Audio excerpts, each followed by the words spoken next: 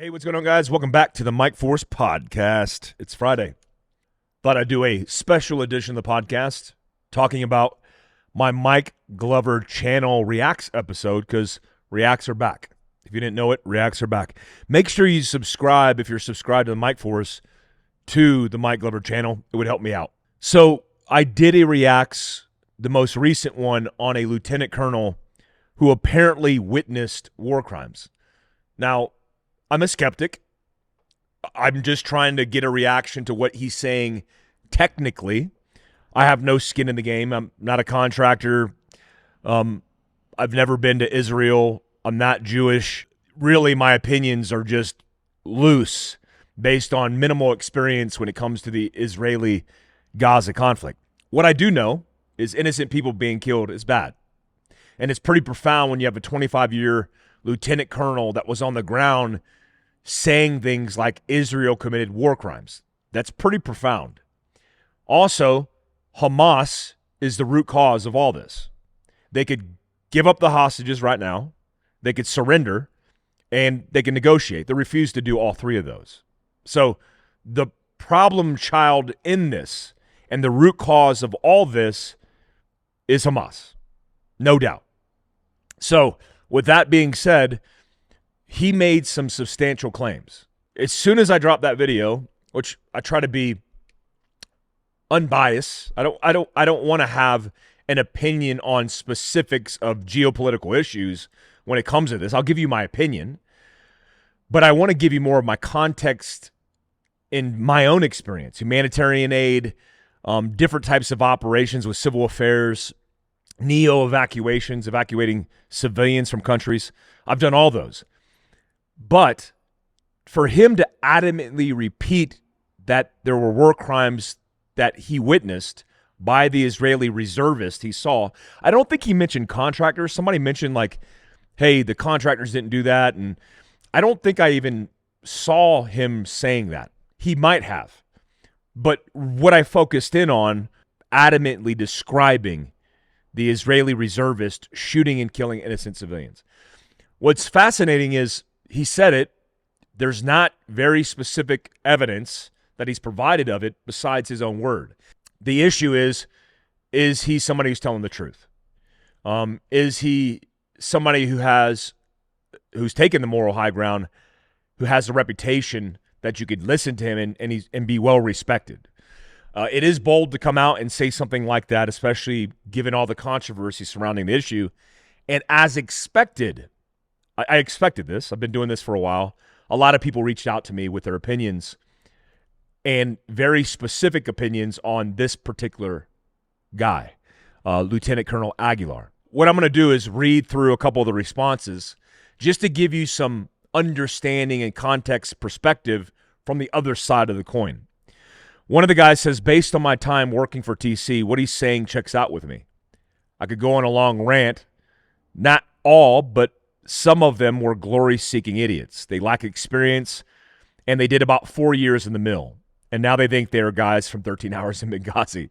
Just to delineate here, depending on the contract, which sets the requirements, you might have a contract, as he described, where 4 years of military in comparable positions, meaning they're not even asking for special operations backgrounds. You can get a guy who comes forward and says, hey, I was a combat medic, right? And that's a real asset to your team if you're developing a contract pool of guys. Well, that contract medic doesn't have a lot of direct action, military tip of the spear experience in combat, but he's an asset because he could save lives, right?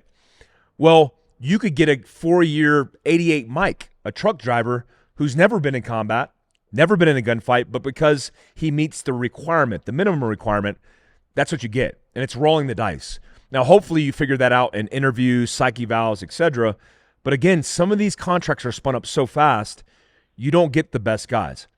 As a direct, there's two types of contractors, industrials and directs. Industrials are subcontracted contractors working for a company. I was a direct. I worked directly for the client, for the organization. So there are very different lines on how that works. The most definitive line is experience. I think in a direct capacity, I had to have a minimum of 6 years of special operations experience. At the time, I was a reserve. I was in the 19th Special Forces Group Guard reserve component, and I had just picked up sergeant major. So I was a sergeant major, and all the guys I was working with were former sergeant majors, former E8s, and former E7s, like senior guys in the military, just for context. He said, a majority of them think it's okay to drive like crap in motorcades and piss off the locals. I'm coming from the perspective of having been here in 2007 as a grunt and served just under 16 years, and knowing that if you piss off Iraqi people and disrespect them enough, your actions can be the tipping point for radicalizing someone into working against us. 100% accurate. That's how it works. So getting back on point, the guys I work with talk like they really want a war story because most of them have none. You take those kind of guys and send them to Gaza, 1,000% the story this guy is talking about checks out. This is not to say there aren't good guys there. There needs to be a clear delineation with that.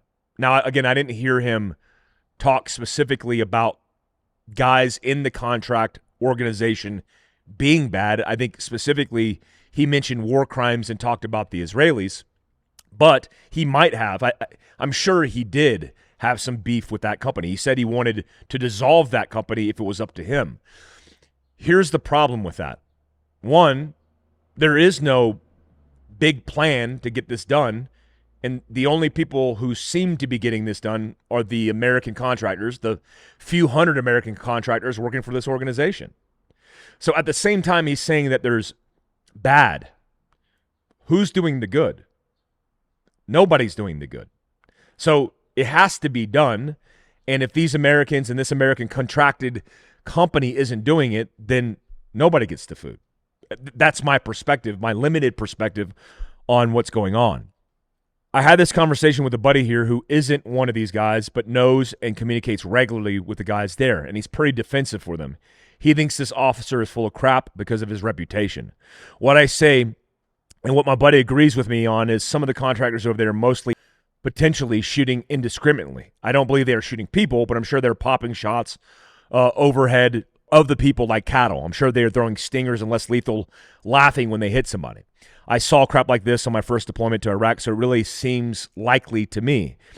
Real good perspective because he's with guys who are associated with his guys. It is third party.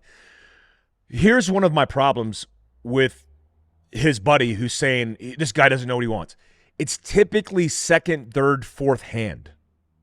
I want to talk to a guy who served with the guy. I want to talk to a guy who knows who he is. My opinion on officers is not a popular one. I'm not the biggest fan of U.S. Army Special Forces Command, the Special Forces Regiment, U.S. Army, Green Berets specifically, and the way that their task organized. It is a fail point in the military at the tip of the spear in special operations. I mean, technically, the tip of the spear is Delta, but like if you take the tip of the spear and you come down the blade a little bit on the broad end of it, you'll get Special Forces Command. And the problem with Special Forces Command is there's too many officers. In a company, one company of Special Forces with 3 companies making up a battalion, you have 7 officers per company. You have the company commander. Well, actually, you have 8 total because you have the B team captain, 6 captains, I believe 1, 2, 3, 4, 5, 6. Yeah, 6 captains that make up the operational detachments, and the company commander, who's a major. So a major and 7 captains.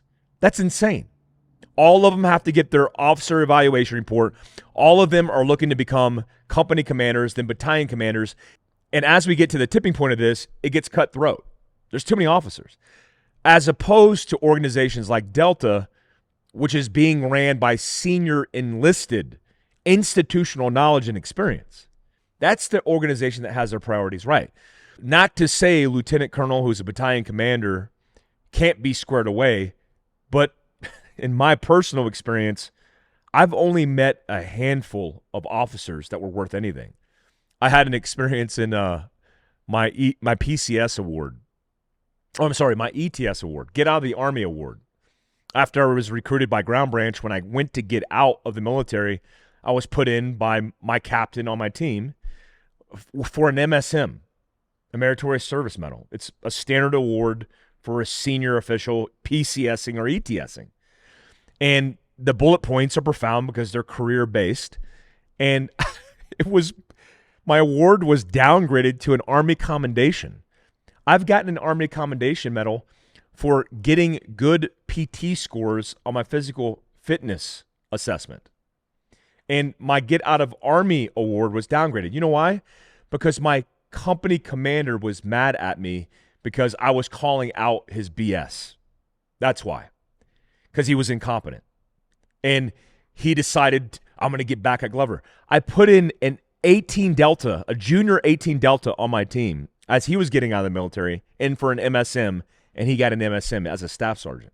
So it's these shenanigans that exist in that world where I'm always suspect of an officer that comes out and starts talking about anything. The second perspective is a guy who says, hey, Mike, as a follower of yours, I think the interview was sadly very misinformed. The interview that I did with Tony Aguilar was sadly very misinformed. While it seemed that Tony's credentials are solid and indeed was a West Point grad and decorated 18 Alpha, he is also sadly a narcissist and pathological liar and is spewing absolute BS on these interviews. Even if you look past his lies about his discharge, his lying of valor awards and command positions, it still wouldn't matter if he was telling the truth about his experience in Gaza. He is not. It is totally okay to criticize the IDF and the GFF. Some of his criticism is founded and understood, but he loses credibility when he egregiously lies about the deliberate war crimes committed by the Israeli military.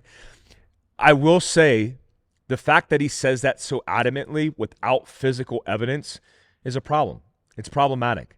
When you get on the largest stages and the largest audiences on Tucker Carlson and say that the Israeli reservist he witnessed committed war crimes without proof or evidence, that's pretty bold. And when you don't have fidelity by anybody saying the same thing, that's problematic. It's not like there aren't good guys who potentially witnessed this that would not come forward and say the same thing. But maybe it didn't happen. So again, it's the importance and significance of us discussing these things. He also says, I can elaborate on this and how he conflates most of the terminology and how he has a lack of understanding of these concepts, even though he pontificates about it. What I'll say lastly about this is these subject matters need to be discussed in this type of forum from both perspectives and both sides.